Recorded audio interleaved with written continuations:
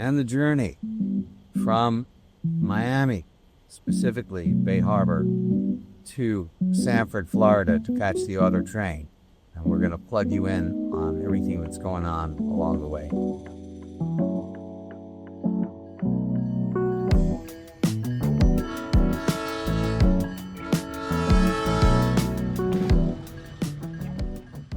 So here I am at the Racetrack gas station, right off of exit 129, which is Jenkins Road in Fort Pierce. And it's the first stop on the journey of taking the AutoTrain up to Washington, D.C. for the very first time. One of the great things is once you break past Jupiter on I-95, you hit the wide open spaces of Florida with scrub pine forest and swaths of palm trees and empty nothing. And it's just wonderful. So this is my first pit stop.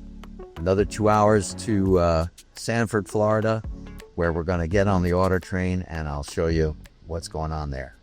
So one of the things that struck me on this ride from Miami to Sanford, Florida, which I did for $27.35 worth of gas, is how urbanized Miami is and how big of a city Miami is compared to the wide open spaces out here and the bubble that we live in.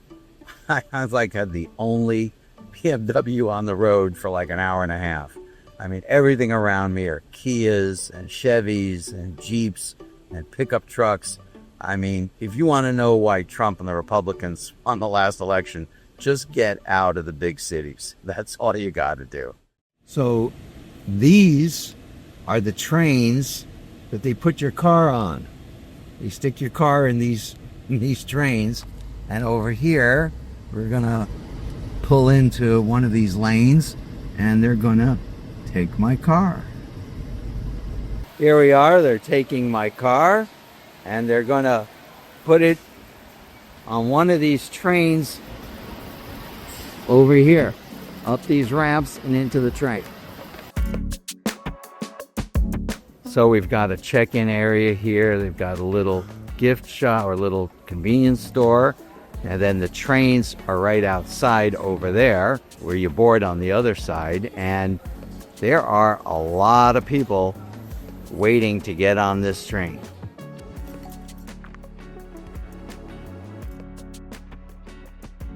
Okay, guys, this is room A. This is me. And you see here, you get this kind of a couch thing. You have a little closet to hang clothes if you have hanging clothes.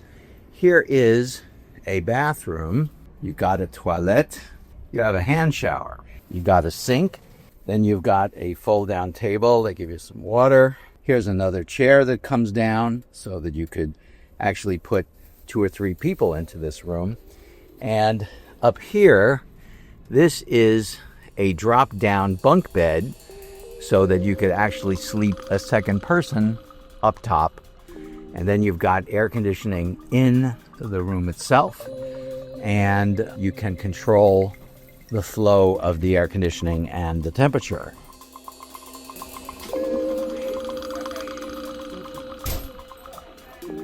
And you've got public restrooms and public showers here if you're in a roomette and you don't have your own bath. And you can close the door, and it's got a curtain here. And of course you can open the door and close the door so you can have as much privacy as you want. And downstairs on the prior video showed you public restrooms and public showers. So I'm sitting here in Suite A on car 5145, and being on a sleeping car in a train reminds me of 2 James Bond movies, The Spy Who Loved Me, with Barbara Bach as the Bond girl.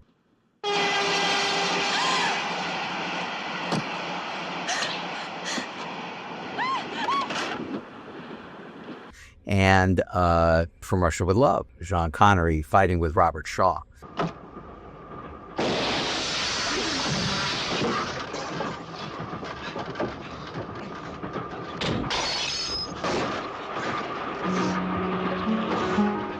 And away we go, departure on time. And a thought that I had is that it's completely unlike taking a plane.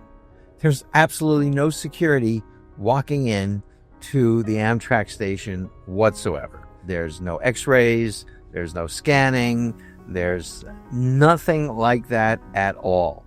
And you just basically get your ticket, which is a paper ticket, which they give you from your e-ticket.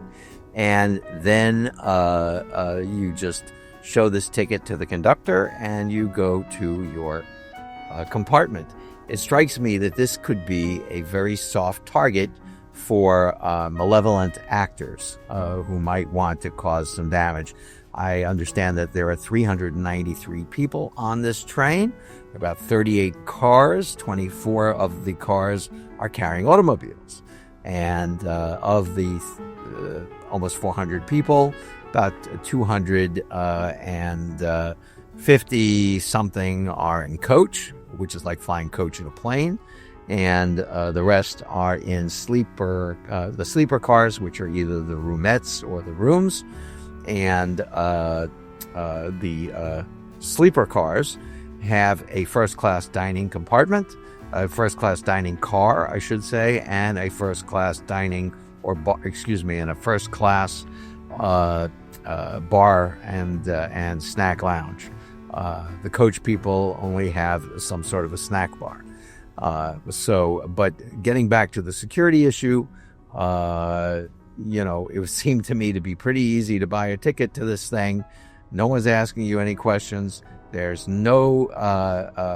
absolutely no checking of your person or of your luggage or of anything of that nature, which makes it seem perfectly like 1965 in a quaint kind of way.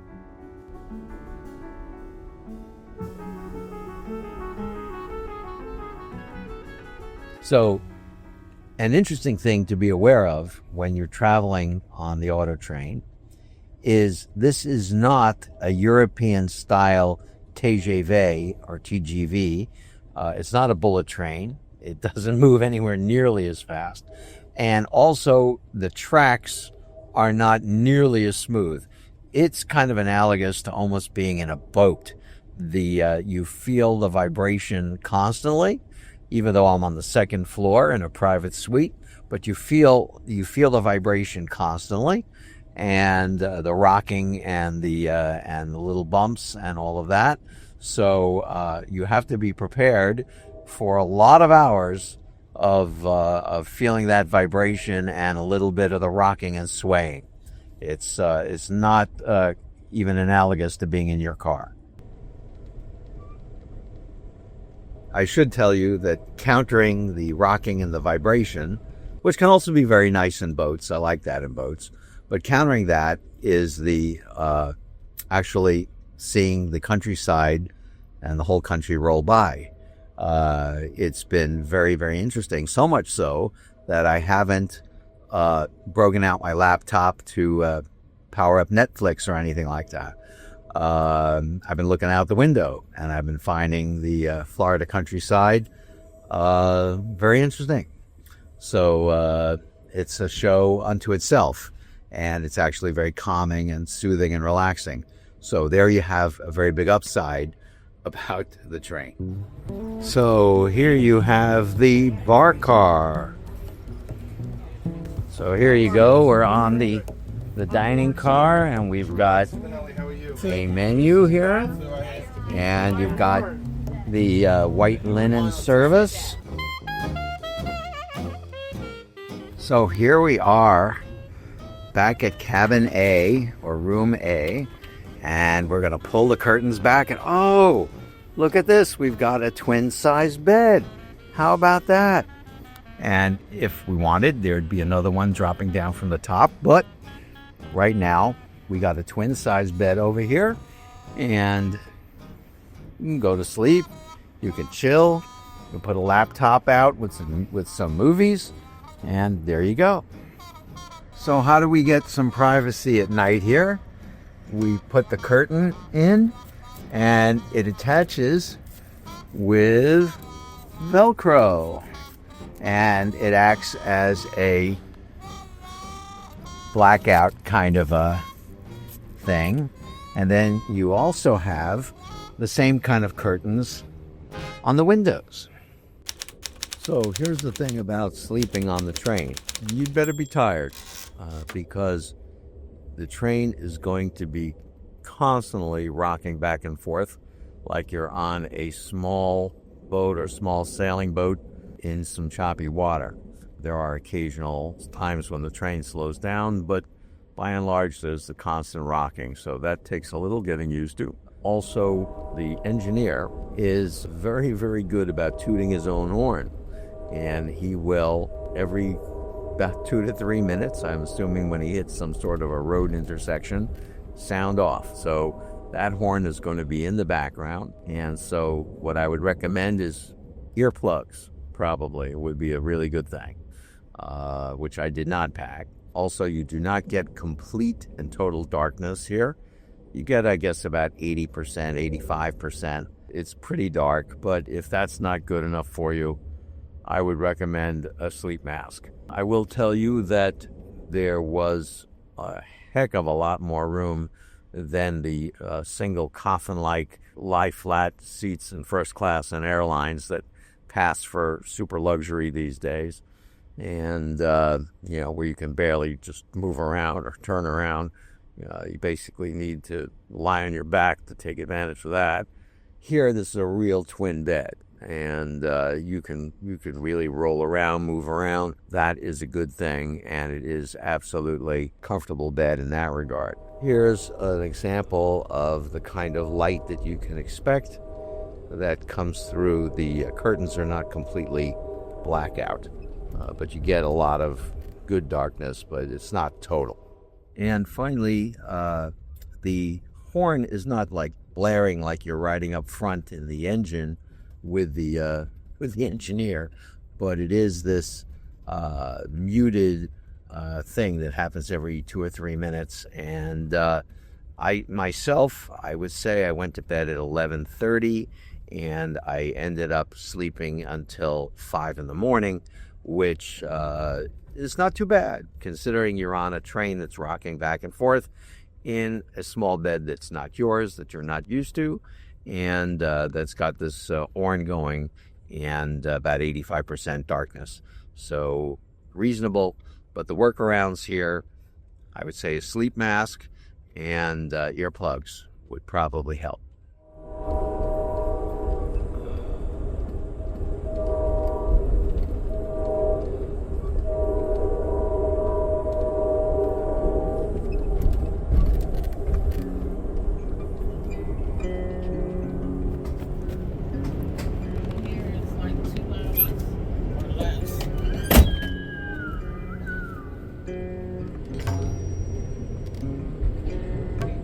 So we're arriving on time, 9 in the morning on Wednesday in Lorton, Virginia.